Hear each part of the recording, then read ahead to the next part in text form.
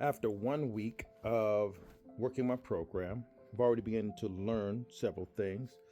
First and foremost, I learned when I get up out of the bed, I'm going to have to do yoga stretches every morning. I've been still dealing with a very nagging pain in my lower back. And it is frustrating because it just hurts all the time. I've been having problems with sleeping. I've been utilizing the stretches that I've learned from my chiropractor and the lady that stretches me there, and I've demonstrated some of those videos. And I have lost a lot of pounds according to my scale, because I went from 201 down to like 194, which is a lot of weight. But that first week, it might just basically be just glycogen and water weight and that kind of thing, because the good news is that my lifting, I got stronger with my last set of lifts. So as I'm losing weight and I'm gaining strength, then that lets me know I'm not losing muscle, which is always a good thing. And the reason why you don't want to lose weight so fast is because you typically are going to lose muscle a lot faster, because your body can access muscles a lot quicker. I have also tried to incorporate more beets, because I've fallen off the wagon with that. More beets with lemon to activate that. Beets with lemon. The bioavailability is enhanced when you put lemon juice on top of beets, and I eat the raw.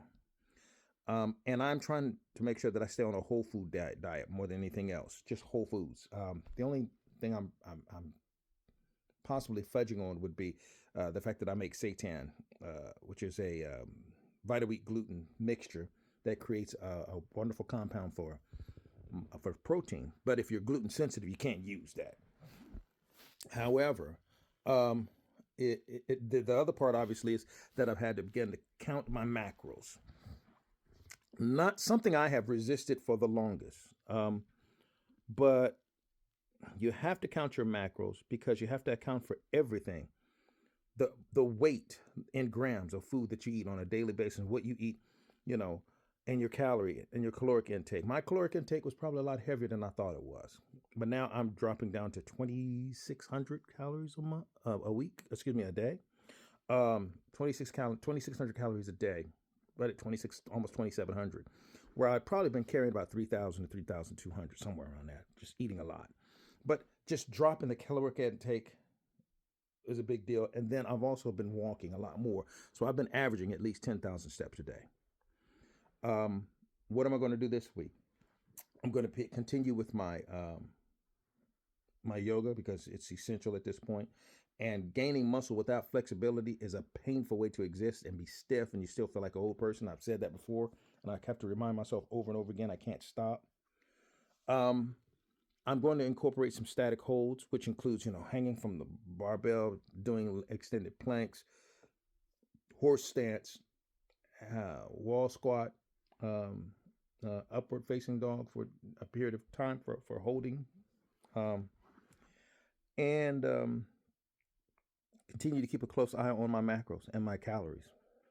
That's really just the bottom line on this thing. This is just week one. And in the midst of that, I'm learning that, you don't want to go too low in your calories, because then your skin starts getting flabby immediately. And that's just not what I want. Not what I want. I want to maintain the muscle that I have and not lose that. So, this is where my diary ends for the first week.